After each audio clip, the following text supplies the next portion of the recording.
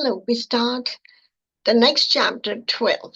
We've done gases, then we did the properties of liquids, understood the intermolecular forces, and now we come to the solids and their structures and how you find out the atomic radii and the edge, how many atoms are there per unit cell, and then go to the phase diagram and interpret the phase diagram and the vapor pressure or the vapor temperature diagram for phase transitions. And with that, I want to start sharing my screen with you for chapter number 12. So as we go through the chapter number 12,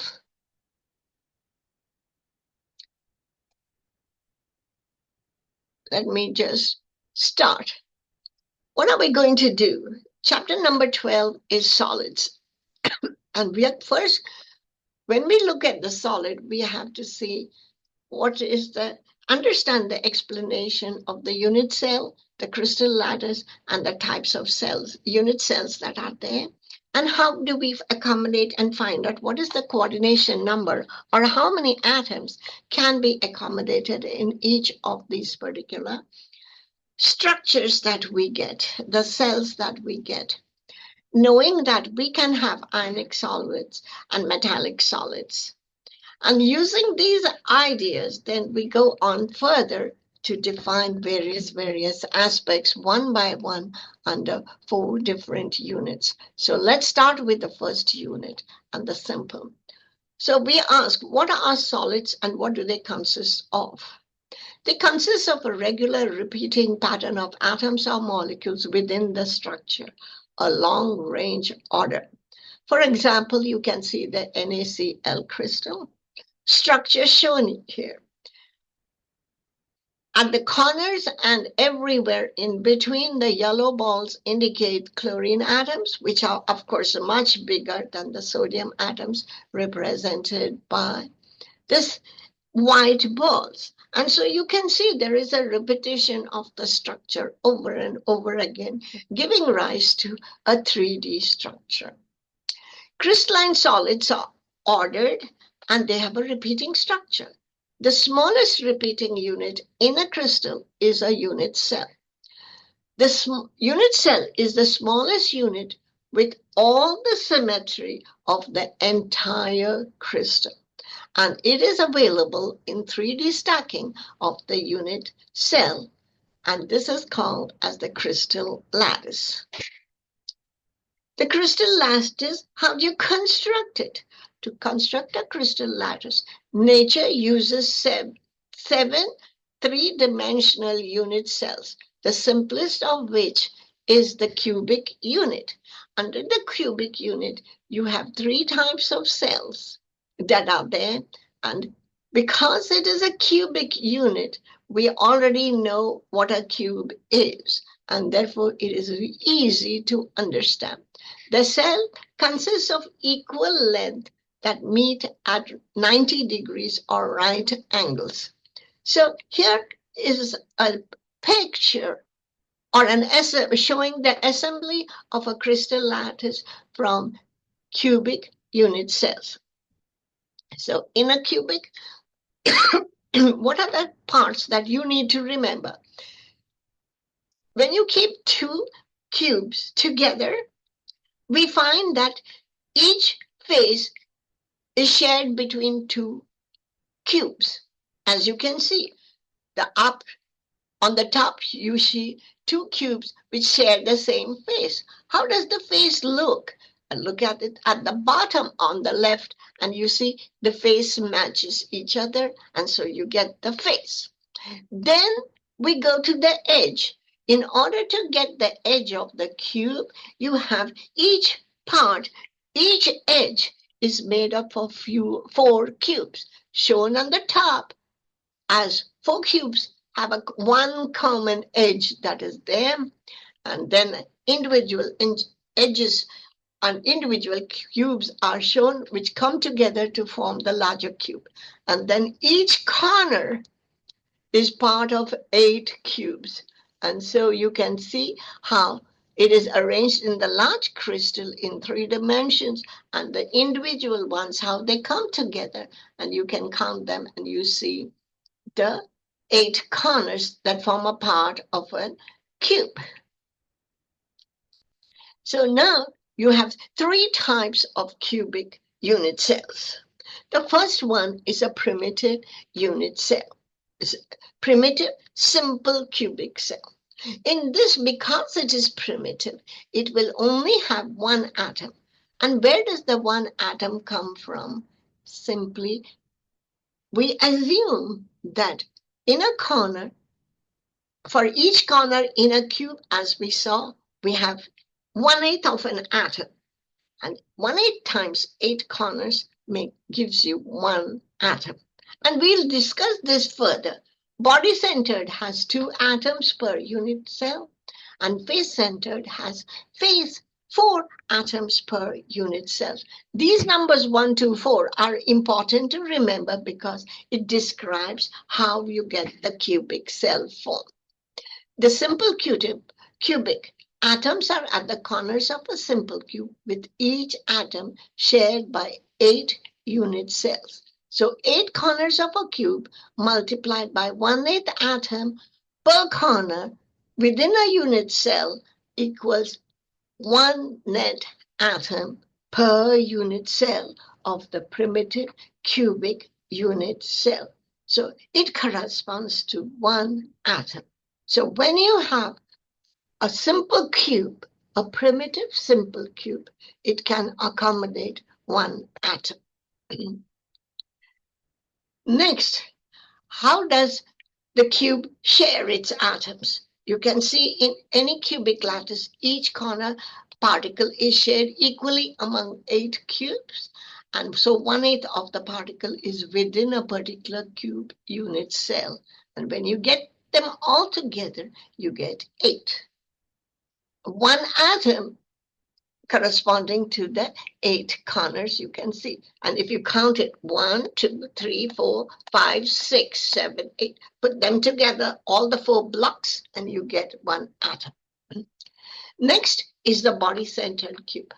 As the name implies, body-centered. That means 1 atom belongs completely to the particular unit cell that is there. That means that particular atom is not shared with anyone. It is for that cube only. And the corners will account for the remaining 1 atom, so that in a body-centered cube, you have 2 atoms associated with a body-centered cube. 1 atom entirely from the atom itself in the body, and in the center of the body, and 1/8 atom times 8 corners will give you the second atom, making it 2 atoms for a BCC crystal. In the same way, when we do that for a face-centered cube, there are, there are 4 atoms associated with the face-centered cube. How do you derive those 4 atoms? 1 atom is shared between 2 faces, and a cube has 6 faces. So 1 atom divided by 2 multiplied by 6 faces gives you 3 atoms. And then in a cube there are 8 corners, which accounts for 1 atom. So that 3 plus 1 makes it 4. And here it shows. So this is a face-centered cube. Lattice, each particle on a cube face is equally shared between 2 unit cells. 1/2 of each particle of this type is within a given unit cell. So the 3 cubic unit cells are primitive, or contains 1 atom per unit cell. Body-centered contains 2 atoms per unit cell, and the face-centered cube contains 3 atoms per unit cell. Now, we see metals use 4 different unit cells. They use the primitive, they use the body-centered, and they use the what we call as the cubic close packing or the face-centered cubic. And the last one is the hexagonal close packing that they use.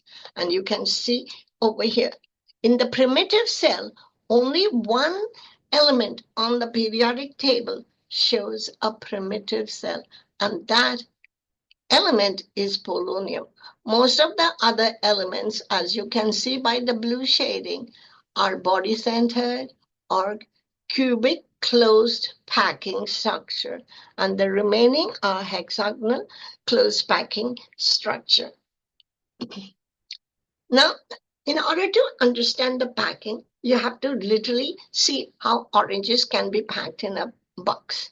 And you can see the different types of packing and packing or stacking, and you can see how it is arranged so that each one stands on top of the other, and you can see that one atom is shared between so many. And so there are open spaces between the balls. You can see one is a very small shape, and that is considered as a tetrahedral hole, and the other one is an octahedral hole because the octahedral hole is bigger than the tetrahedral hole. And so if you arrange the marbles, then marbles are solid, and then you can see the hexagonal close packing structure that is there. How you get it like a benzene ring or 6, 1, 2, 3, 4, 5, 6 sides to the packing. Stacking of hexagonal layers, you can have AB configuration, hexagonal unit cell, or ABC configuration, face-centered cubic unit cell. That is for your understanding. And here it shows you clearly how the packing has to be done. This is a hexagonal close packing structure. The top layer contains 3, the middle layer contains 6, and that means 6, and the atom is in the middle. So one atom surrounded by 6 atoms, and then 3 on the top, 3 at the bottom, and you see the packing. On the other side, also, it's only the directionality of the 3 atoms that are placed on the top layer. One comes towards you, and the other one goes away from you, and therefore you get the close packing face-centered cubic FCC crystal that is there. Now, one point to remember why this is remember is that anions are always larger, and so when they occupy the unit cell, they occupy the major part of the unit cell in terms of the presence in the corners, etc. Cations are smaller, and so they will fit into voids or small openings, as I showed, tetrahedral or what we call as the octahedral holes. And these solids, when they are arranged in such a way, you can see the melting point depends upon the intermolecular forces. And the intermolecular forces in the case of ionic solids is expressed or defined by the Coulombic law, which says that Z E squared times Z for the cation, Z for the anion times you have to multiply the charges and then divide it by the distance between them. The distance between them is given by the radius, sum of the radius of the cation and the anion. So, and therefore, we see the force of attraction is dependent upon the charge as well as the distance between the 2 atoms. And this is clearly shown by the difference in the melting point of these solids. Sodium chloride melts at 801 degrees Celsius, and magnesium oxide, charge +2 and oxygen -2, melts at 2852 degrees Celsius. Coordination number represents the number of adjacent atoms to which an atom is directly bonded. 6 for simple cubic, 8 for BCC, and 12 for FCC crystals. We are not going to go much further into the integration or definition and application of the coordination number.